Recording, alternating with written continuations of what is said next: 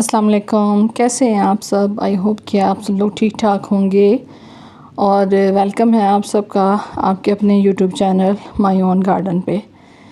मेरी जो previous video है उससे मुझे आप लोगों के बहुत अच्छे अच्छे कमेंट्स मिले हैं और मैं तहे दिल से आप सबकी शुक्रगुज़ार हूँ कि आप लोग मुझे इतना ज़्यादा सपोर्ट करते हैं और जो भी बात मैं आप लोगों के साथ शेयर करती हूँ उसको आप लोग अंडरस्टैंड भी करते हैं, क्योंकि ये एक हकीकत बात है कि जब आप जो है वो कोशिश करते हैं कि आप पॉजिटिविटी जो है वो स्प्रेड करें यानी फैलाएं, तो हमारे दीन में भी इस चीज़ का हुक्म है कि आप जो है वो अच्छाई फैलाएं और जो बुराई है उससे इज्तनाब करें। तो ये ज़िंदगी है, ज़िंदगी में इस तरह के आप लोगों के साथ मामलात बनते रहते हैं कि आपकी जो लाइफ है उसके अंदर अच्छे लोग भी ऐड होते हैं, बुरे भी ऐड होते हैं। कुछ ऐसे होते हैं जो आप लोगों को हमेशा इनकरेज करते हैं, कुछ ऐसे होते हैं जो आपको हमेशा जो है वो डिस्करेज करने की या डिस्करेज करने की कोशिश करते हैं। तो अपना सफ़र जारी रखना चाहिए, चाहे जिस तरह से भी, जिस मामले में भी ज़िंदगी के आप जो है वो अपना काम कर रहे हैं उस काम को अच्छे से जारी रखना चाहिए। और ये बात मुझे बिल्कुल ठीक लगी आप लोगों की कि आप लोगों ने कहा कि ज़िंदगी में जो नेगेटिव लोग हैं उनको अपनी ज़िंदगी से दूर रखना चाहिए। तो अब आज की वीडियो की तरफ आते हैं। आज की जो वीडियो है उसके साथ मेरी बहुत सी बचपन की अच्छी सी यादें जो है वो जुड़ी हुई हैं और ये जो खूबसूरत प्लांट मैं आप लोगों के साथ शेयर कर रही हूँ ये पॉइंसेटिया का प्लांट है। और जब हमारा बचपन था तो उस टाइम से मैं इस प्लांट से वाकिफ़ हूँ। सिर्फ ये फ़र्क है कि उस टाइम पे मुझे गार्डनिंग का शौक़ नहीं था, लेकिन हमारे घर में जो है वो ये प्लांट ज़रूर मौजूद था। और मेरे वालिद साहब उन दिनों उनकी जो जॉब थी वो कामरा में थी, तो कामरा से ये प्लांट जो है वो मेरे अब्बू लेके आए थे। और उस टाइम पे फ़र्स्ट टाइम मैंने इस प्लांट को देखा था। कुछ थोड़ा सा अजीब इस तरह से लगता था कि पूरा साल ये ग्रीन रहता था, लेकिन जब सर्दियां स्टार्ट होती थीं तो इसके अंदर जो है वो इस तरह से रेड लीफ निकलना स्टार्ट हो जाते थे, जो कि बहुत ज़्यादा देखने में खूबसूरत लगते थे। और इसकी जो खूबसूरती है, इसके ऊपर ये छोटे छोटे से आप फ्लावर्स भी देख रहे हैं, लेकिन ये फ्लावर्स इसकी खूबसूरती नहीं है। इसकी जो खूबसूरती है, लगाने का मकसद है या आप कहें कि इसकी खूबसूरती को जो इन्हेंस करती है वो इसकी ये खूबसूरत रेड लीफ हैं। ये एक छोटा सा प्लांट मैं लेके आई थी और पिछले दिनों मैं नर्सरी के विज़िट पे गई तो मैंने वहाँ पे इसकी प्राइस पूछी तो 750 में ये तकरीबन इससे थोड़ी कम हाइट में वो प्लांट मौजूद था। तो मुझे काफ़ी अच्छा लगा कि चले मैं छोटा सा प्लांट लेके आई थी।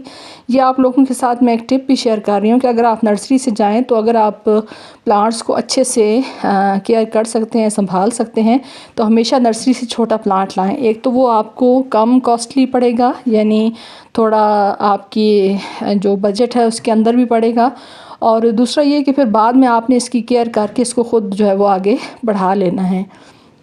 मेरे पास पॉइंसेटिया की एक और वैरायटी भी है और वो भी मैं आपको दिखाऊंगी। वो समर का पॉइंसेटिया होता है।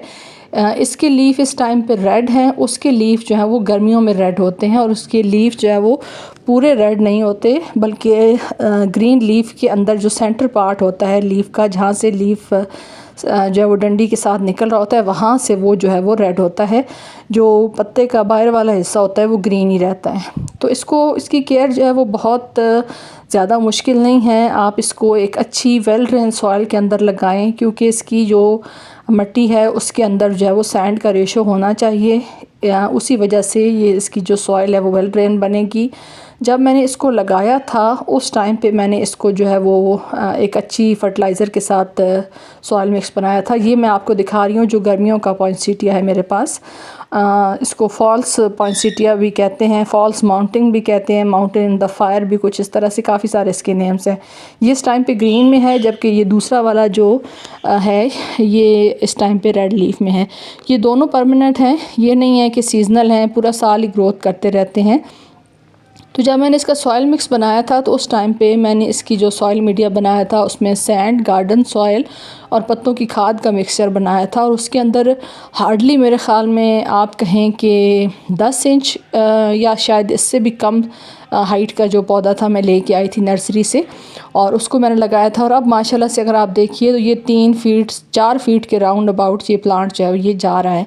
और इसको मैंने साइड पे स्टिक भी लगा दी है ताकि ये जो है वो इसकी स्टेम्स, क्योंकि इस टाइम पे भी हवा बहुत तेज़ चल रही थी, तो इसकी जो स्टेम्स हैं वो टूट ना जाएं तेज़ हवा चलने की वजह से।